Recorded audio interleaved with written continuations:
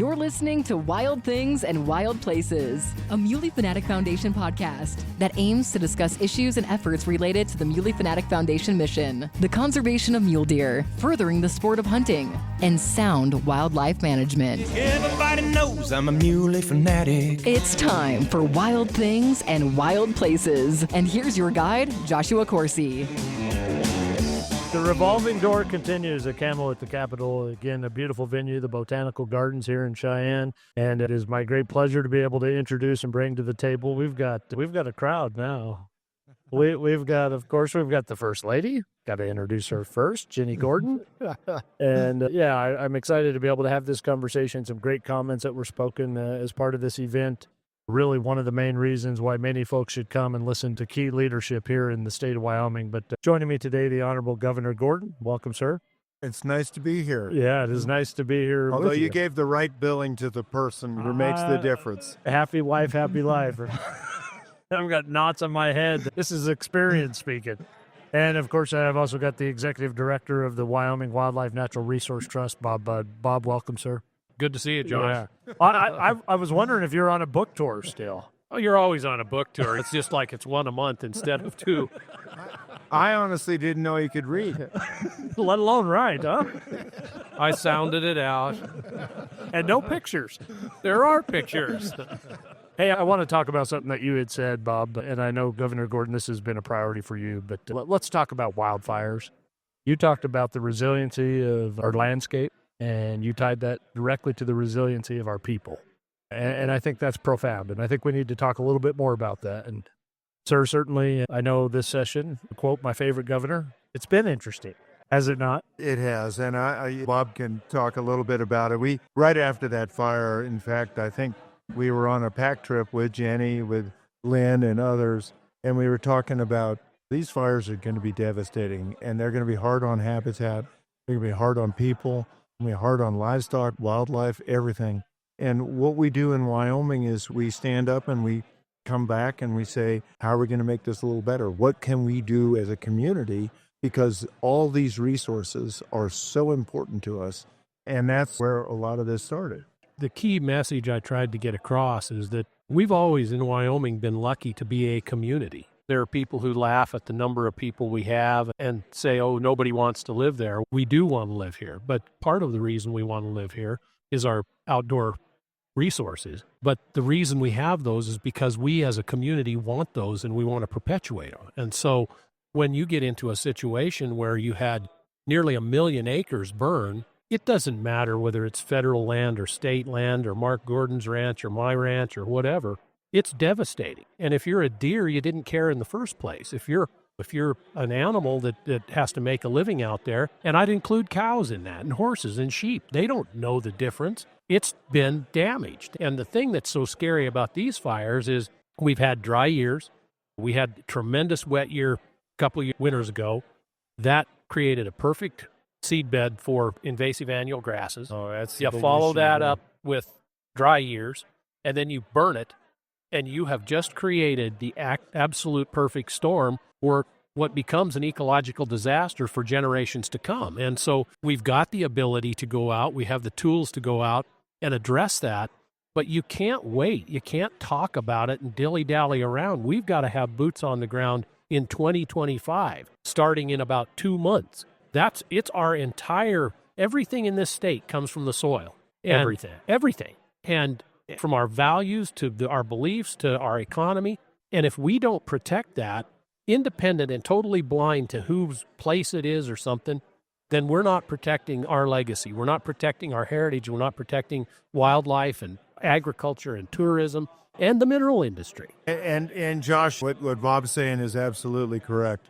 And from a guy who's a rancher, when you get this sort of monoculture of an invasive, it's like gasoline. If it dries out next year, and that, in fact, people refer to it as humans and cheatgrass can change the environment because you now have a fire-dominant species. It takes off easily. And I'm just talking about potential for huge wildfires in the future.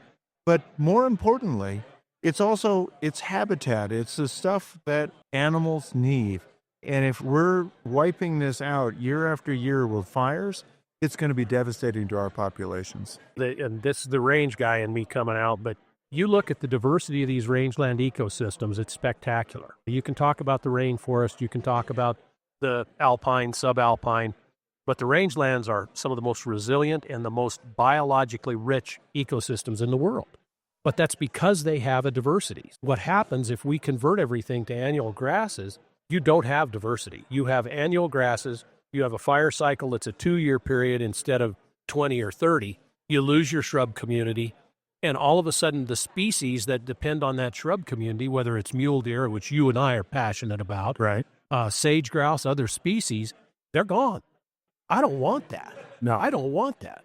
Where do you see the rub right now with the session and the policymakers in play? There's been a lot of discussion, a lot of people talking about it, a lot of cuts, proposing a grant instead of the state helping. Well, it's actually Alone what is they're not great. saying is this is for landowners, and so they should take out a loan Yeah. because this is going to affect their land. 70% of the 850,000 acres that we burned last year, 70% of that's state and private land. This is very different from what we've seen in the past. And a grant, it was always designed to go to weed and pest districts, to conservation districts, to groups that would affect the benefit of the entire ecosystem. And these individuals thought it's going to be to the benefit of particular landowners, and we don't want to do that. And so they've fooled around with we're going to make it a 40% grant and a 60% loan. If I'm a rancher That's hanging on by threads. that's hanging on by threads, and I have an operating loan, and I may have a mortgage, okay, the state is going to come in, and they've got to be first. We've got to be first, so that means you got to subordinate both those other loans. It isn't going to happen. So it's worthless, and I think these people haven't understood that they're not solving the problem. They are creating a problem we'll see in 2 years or even next year. Yeah, really creating a bigger problem. Absolutely. Yeah. Yeah, the way we do things in Wyoming, and this even predates the Wildlife Trust, but certainly since we've had this program, it's put it on steroids. We do things by landscapes. As you well know, you've done projects with us down in southwest Wyoming. Right. We're blind to land ownership. It doesn't matter. It's the landscape that you're working on. And that was hard to get people, and still is, to understand that I don't even know whose ranch it is. I really don't care. What you have is you've got a bullseye there that's got cheatgrass, or you have an issue that you need to correct. It doesn't matter. Most of these treatments will be on 10 owners at one time. And there is no private inurement issue. There is no grant. There's no violation of the Constitution. We've been doing this for 20 years all over the state. It's incredibly successful. And how that got lost in the mix, I don't know. But it doesn't work unless you go out as a community and restore the resilience in your own natural world. And that's what we're doing. And Josh, this is a one-time deal. I would say timing is everything. Yeah. Yeah. Yeah, but it's not like we're going to do it every year from now on. This was the worst fire year we've ever had. The single largest fire in Wyoming's history was a house draw fire. And we're saying, okay, you've got acres and acres that were completely denuded this year. It's not like a forest land or anything else. This is grassland and shrubland and sage grouse habitat. And so this one time, let's take a look at what we can do to restore the resilience of this landscape. This has to be a topic, though, that at the end of the night when you retire is keeping you awake at night. It's kept me awake since those fires happened. And yes, it does. And I'll tell you what will really keep you awake is we just did a tour, 2 weeks ago? We went up north and did town halls with the governor in Sheridan and Gillette and Wheatland. Yeah. The one in Gillette, an individual, and came up afterwards and he said, I need to talk to you. He lost $250,000 of hay that he'd laid in for the winter because his haystacks burned. He lost $250,000 worth of fall and winter pasture because that burned. And in the middle of it, he had a heart attack and ended up with triple bypass surgery and 2 stents. That was another $250,000. You tell me that guy can borrow money? You're going to tell me he's going to go out and do that? And if you take that steward off that landscape, you know what happens. All of a sudden, everybody who wants their 20 acres and piece of heaven is out there. Now you've got a real problem, especially if you're a deer that's just trying to get from your summer range to your winter range. It's happening here. We're losing this state 40 acres at a time. I'd say 40 acres at a time. And the other thing that I worry about is that we have these incredibly wealthy folks, nothing against wealth, but they're coming in and they're able to buy big chunks of land. So 40 acres at a time and thousands of acres at a time. And that's going to be tough for hunters. That's going to be tough for public access. I was going to say access is compromised. Yeah. Do they have their great-grandfather's rifle that they can show the crowd? That's a relic. That's why It's vintage. I think we need to remember our heritage is a conservation heritage. So let me ask you a question, Bob. You told me that you could shoot that at 1,000 yards? No way. How many yards? The deal with when I got it, shot my first deer, you had to be less than 100 yards, and it had to be, you weren't going to shoot it from the road, so you had to go hunt. And Isn't that funny how that has changed over the years? It used to be, how close did you get? And now it's, I shot it from this. Why? Why didn't you get close? Right. Are you a bad hunter? One is hunting and one is shooting. Yeah, there's a difference. And I think we thought we were pretty good, but if you go back to the people who predated us, it wasn't 100 yards, it was 10. And it was great to watch my boys have to learn to stalk, to be quiet, not to make noise, and get up there and get that shot. The thing I didn't say today, every one of those first shots, those first deer, was killed with one shot. One shot. Yeah. No wounded animal. No. Yeah. And really, when you talk about things that get your heart racing when you're hunting, it's in those moments. Open sights with a 25-35 lever action, and you're close enough you can hear them fart. Yeah. Now we're talking hunting. And that's one of the things that's so cool about the First Lady and Trista, her assistant. They really are good hunters. They're at 40 yards or less on these antelope hunts that they're doing. And it's, to me, that's the whole thing.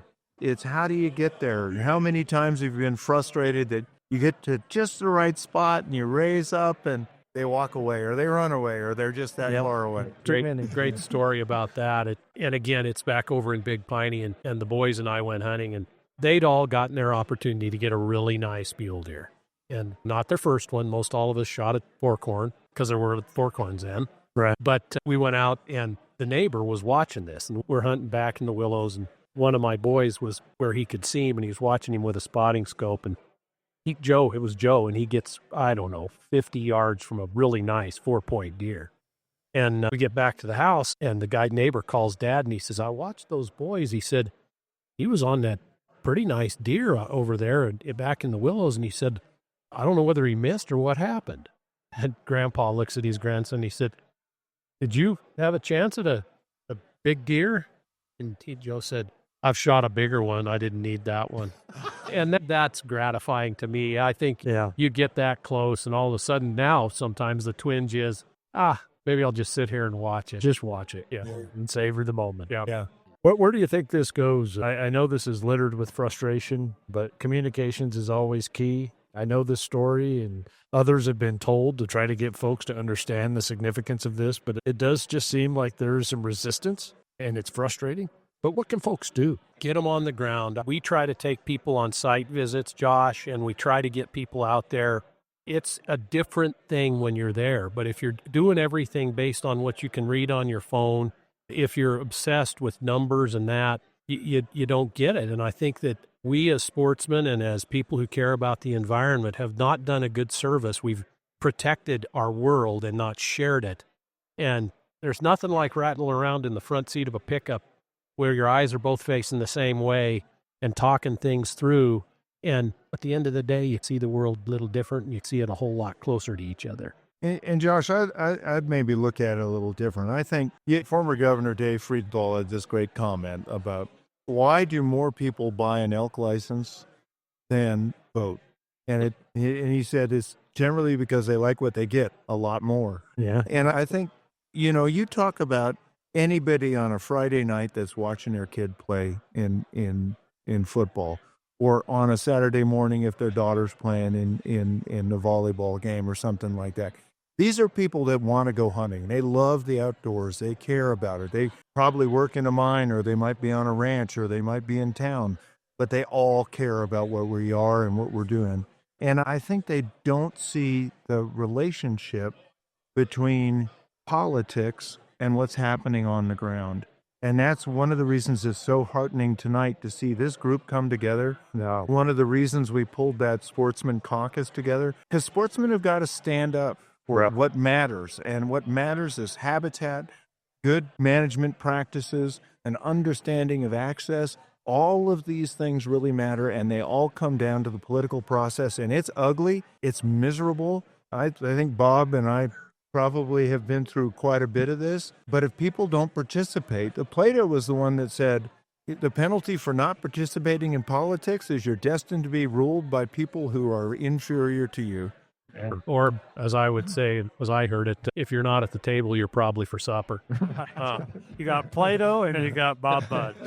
and that'll resonate with the folks. I get it. When you talk about wildlife management, you talk about the sciences of wildlife management, the biological sciences, certainly the social sciences, but the political sciences are equally, if not more important. When you talk about decisions that are being made and the impacts that they have, it starts in the political arena. There's a beautiful, and you've heard me talk about it before, that there are three things we have to figure out how we find a balance in. It's economy, our ecology, and our culture. And ultimately, culture will always have the trump card. And so, as the governor said, it's gratifying to see people who the culture is there. And I think back, and again, I've said it many times, when I started my career, you didn't put the same people in a room. And now it's a little different. People are like, I don't care if you let me hunt. If you provide habitat for the deer that can grow up and go somewhere else, good for you. Right. I don't care if I get something from you that I personally take, provided that you continue to be a steward of the landscape. And I think we've gotten to that point now to where we see our state as a bigger microcosm than just the place we want to hunt. It's not just Little Mountain, it's Southwest Wyoming. And that interrelationship, and you look at the migration data we have, and you think about neotropical songbirds are one I think about. I just saw a photo today of a falcon that summered in Finland and wintered in South Africa.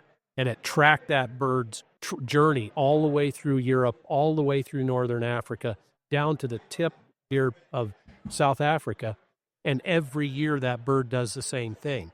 That changes your perspective a little bit. It's hard to wrap your head around it. It's so amazing. It's fantastic. Yeah. Let me ask you specific to the land that was just devastated with fires. And we've talked a lot about the landscape, a lot of the mitigating efforts, Rejuvra, a tool in the toolbox. But let's talk about fencing, because fencing is expensive.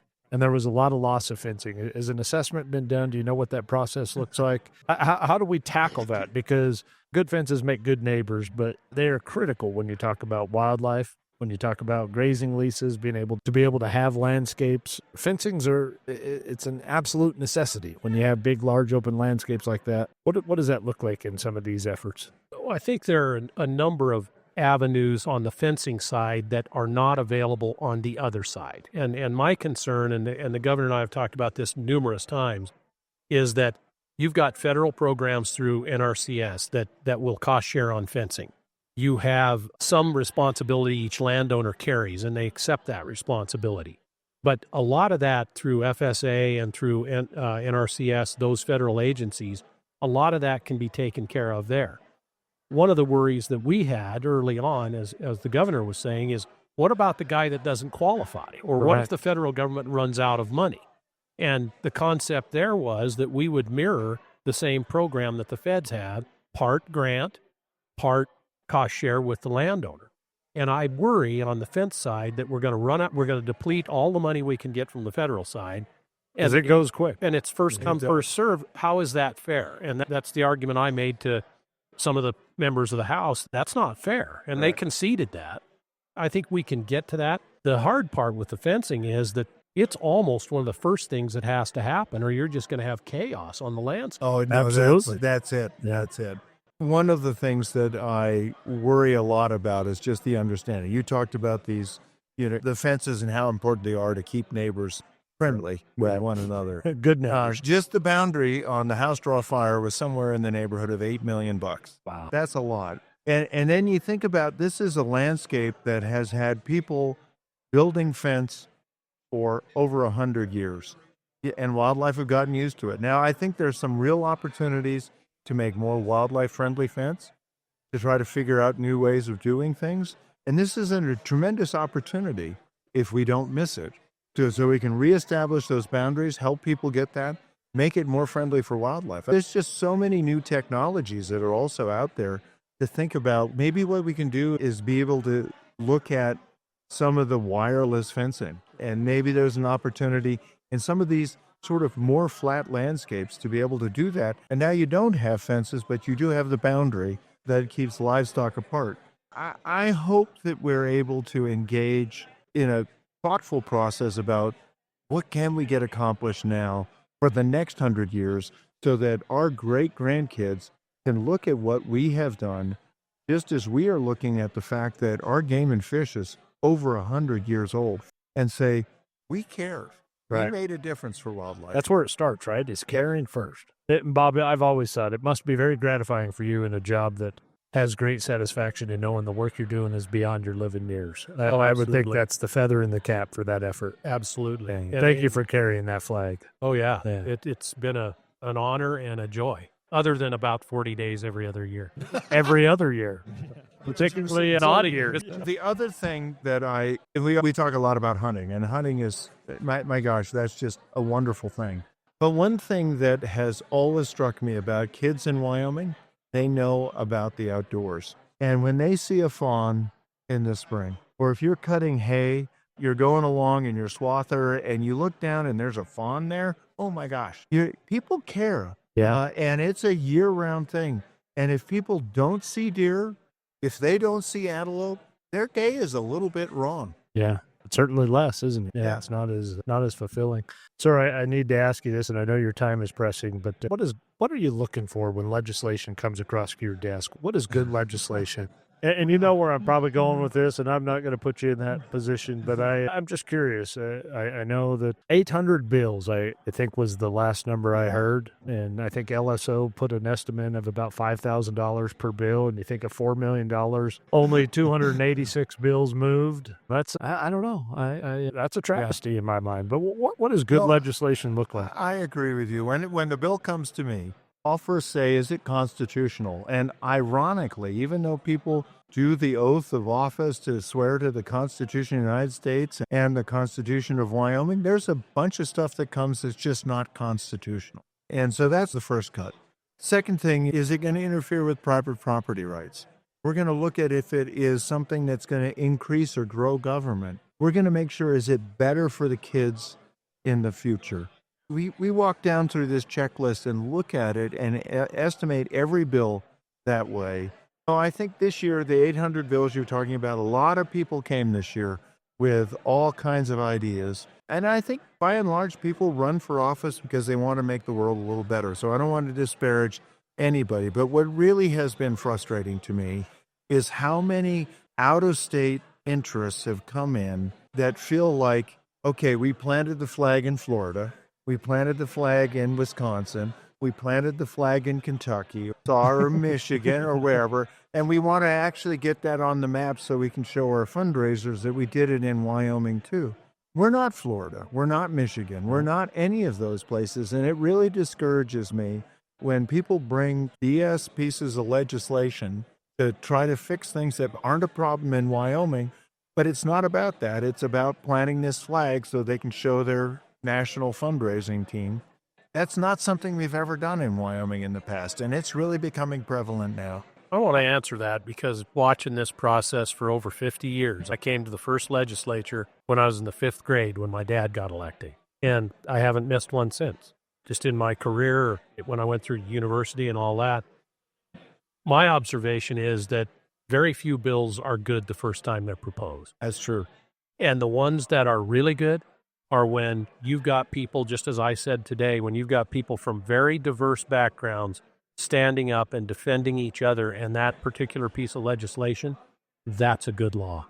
And that's the way Wyoming used to be. Yes, indeed. And now we've done so many bills that I want to make sure we get. In fact, I think there's testimony at one point, I know this isn't good, but we're making a point. Yeah, I've seen more gaslighting and political grandstanding this year than I've ever seen before, and I find it to be a disservice to something that is honorable, and I think that a lot of people are paying attention. I think if there's a silver lining to this is that there are more people engaged now than they ever have been to the process. More people now know who their representative is, and maybe not for a good reason, and that's part of the process. But there's corrective action that can come. We just have to wait a little bit.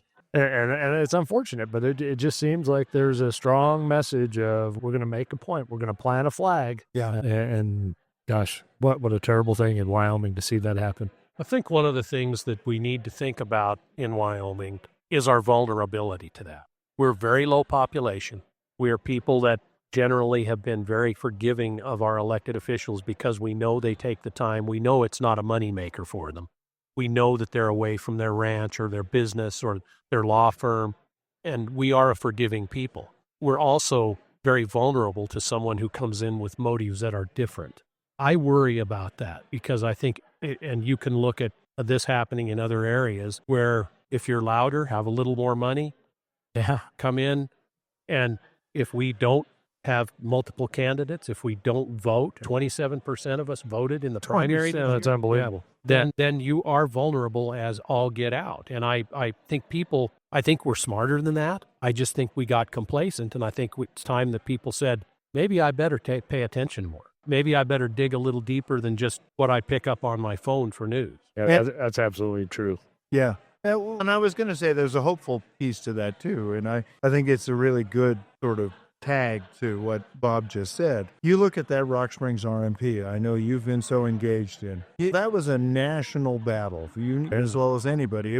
There was a group that said, this is where we're going to make the next national monument in Wyoming. We're going to do really crazy stuff they talked about conservation, but they didn't listen to the people on the ground. Yeah, that was so unfortunate. And now they drove through a result. But the work on Little Mountain and other areas, and I just heard one of the legislators, a guy I didn't expect to ever hear from, former county commissioner, saying, I hope we can keep some of the stuff that we did that was so good that the group that put together for Little Mountain and others made the point. And he said, there's just some of these other areas they reached over. I don't want to throw the whole thing out with the water, with the bathwater. I want to actually look at what we can fix where it is.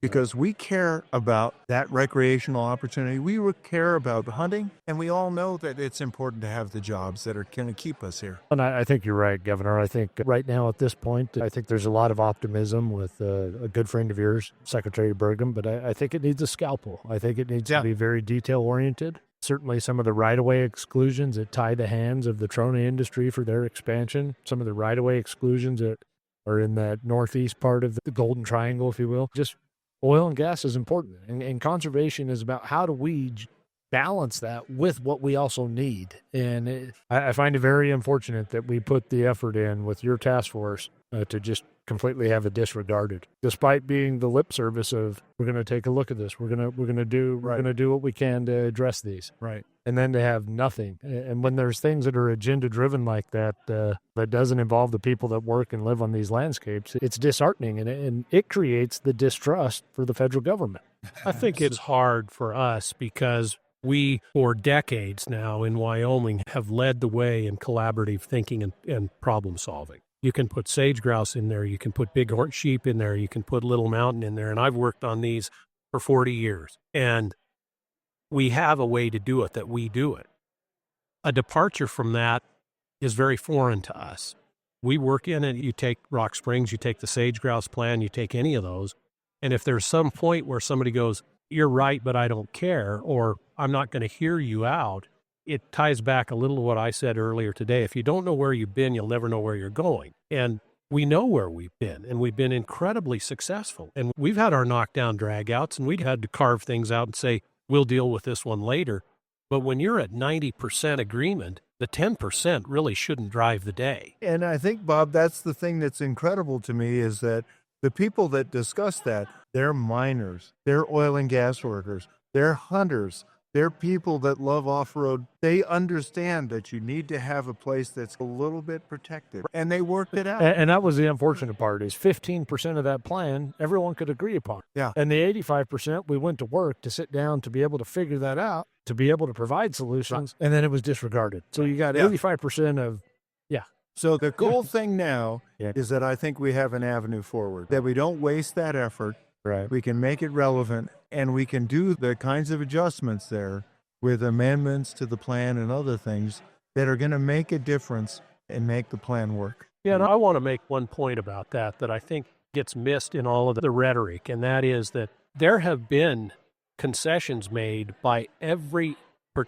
every interest group in all of these things we've done. And the one I'm most intimately familiar with is sage grouse. But industry has stepped up and said, you know what? It's not in our interest to go in and disturb these core areas for sage grouse, because that, in the end, that will be a detriment to us. And so when you go back to when we started, we were dealing with vertical drilling. We were dealing with well pads spaced at 40 acres or 80 acres. We're now drilling in excess of 3 miles horizontally. It's beneficial to the industry, they've found out. It makes them more money. It's cheaper in the long run. And for the environment, it's better. ORV people have done the same thing. They've said, okay, we can't go everywhere with our ATVs. We can't go everywhere. We're not going to zoom through the elk calving grounds. We're not going to do those things in crucial winter habitat.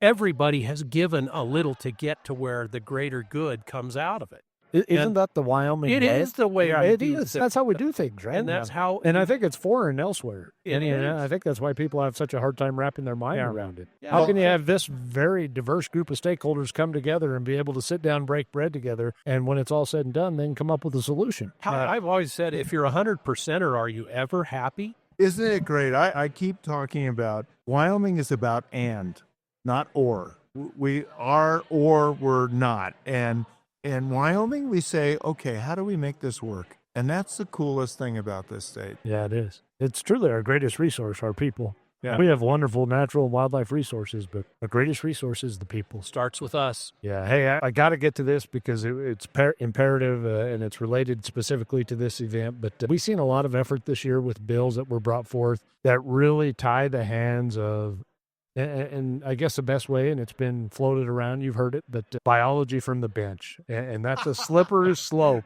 Yeah, no kidding. Yeah, we've seen a lot of that this year. Yeah, and that's alarming. You've seen what our neighbor to the south with that Proposition 127 last year. How far away are we from ballot box biology? And it just, if it's happening elsewhere, you got to know that it's coming here. And just the influence, as you said, sir, with people planting flags. And you get some of these harebrained ideas that we're seeing floated around this year.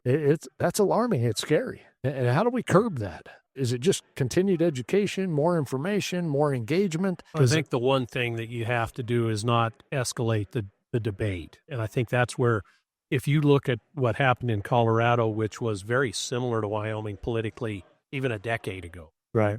Certainly 2 decades ago. That rolled. Yeah. And it rolled in a different way. But it could roll that way here as quickly. Right. I think back to the days, like I said, been here since the 5th grade. My dad's first session, there were 31 Republicans, 29 Democrats in the House. And you had areas where labor, your home county, Sweetwater County, many R's down there. And there also weren't many D's in Teton County. And you've just seen this steady change, but it isn't steady. It's accelerating. And I worry about that, because if we don't speak up and we don't be active, it's easy for that to happen. And so I think education is part of it, but today education, it's all on some screen somewhere. And so what I love is getting people who are doubters in my truck and taking them out. And when I leave Cheyenne, say we're going to drive to Rock Springs, and you're never going to be, not 1 minute of this trip, will I not be able to show you a project that we've done in the last 20 years. That's 300 miles. Yeah, that's impressive. And I will show you a project every step of the way. That's what we've got to do. Yeah. And Josh, I probably look at it a little bit differently. I think that's exactly correct, but I think it's probably the wrong age group. To me, we're in a situation now where nobody trusts the science. Everybody's got their warped image of what the science is saying, or they looked on Facebook and that's the gospel. Yeah, and that's the gospel. To me, being able to get our kids, and it's fun to see all the kids that are here tonight. Oh, yeah, that's encouraging. To get our kids out in the field to watch antelope, deer, or birds, to watch them in the field and to understand what the things are that are so important to their survival, and understand the science that's around that, and begin to understand and believe that science has definite yeses and nos. It's not something that you warp or change, and you have to empirically look at it. And and this is something that Wyoming can do in a remarkable way. We can get kids outdoors and get them exposed and understand what it takes to really understand the way the world works. That's really the first step or the impetus to building value, right? Is to see it firsthand and let it pull at you. Right. Let it give you that little extra heartbeat. When somebody spins some yarn, people can go, no, I've seen that. That doesn't make sense. That doesn't make sense. Yeah. And there's so much of this stuff at this point that does not make sense. I think one of the things that we were able to do when I was at Red Canyon that was very eye-opening to me was to get people out, and we do have an obsession with charismatic megafauna. With things that have giant horns, we just get all googly-eyed and big teeth. And big claws and tails that go swishing and all that. But it was eye-opening to me when you could take a group of people, and it was adults and kids alike, out into an ecosystem, particularly a sagebrush or a grassland ecosystem, and get them on their hands and knees and have them start following a bug and realize that's a dung beetle. And that bug is rolling dung back into the soil and building soil. And then you just go from, and by the way, that dung beetle, that's food for a sage grouse chick in the spring, and they need that protein. And that sage grouse, that's food for a peregrine falcon. Yeah. Let's hope not a raven. And you start seeing all of those pieces, that's when the magic happens. But if it's just looking at a picture of a moose and naming him Ferdinand or whatever they do, that doesn't work. Yeah. That's not it. It is a system. It's a big system, and it's glorious. And there's a balance to it. Yep, there is. Yeah. And you talked about it tonight. Eloquent words you said about the resiliency of our landscape, starting with the people. Exactly. Yeah. Yep. Yeah. Very good point. Gentlemen, it's been a pleasure to have you sit down with me and take a little time. Thank you for this. I appreciate your support at Camo at the Capitol. Jesse Johnson with Wyoming Wildlife Federation pours your heart into this. So thank you very much for this. It's been a wonderful time. I appreciate the time. Thanks, Josh. Yeah. Thank you. Always good to see you. You too, sir. And that wraps up another episode of Wild Things and Wild Places. But remember, the journey doesn't end here. Make sure you never miss out by subscribing. Whether you're listening to us on your favorite podcast platform, streaming us on our website, or following us on social media, subscribing is the best way to stay connected. Thank you for joining us, and stay tuned for more wild episodes. Everybody knows I'm a muley fanatic.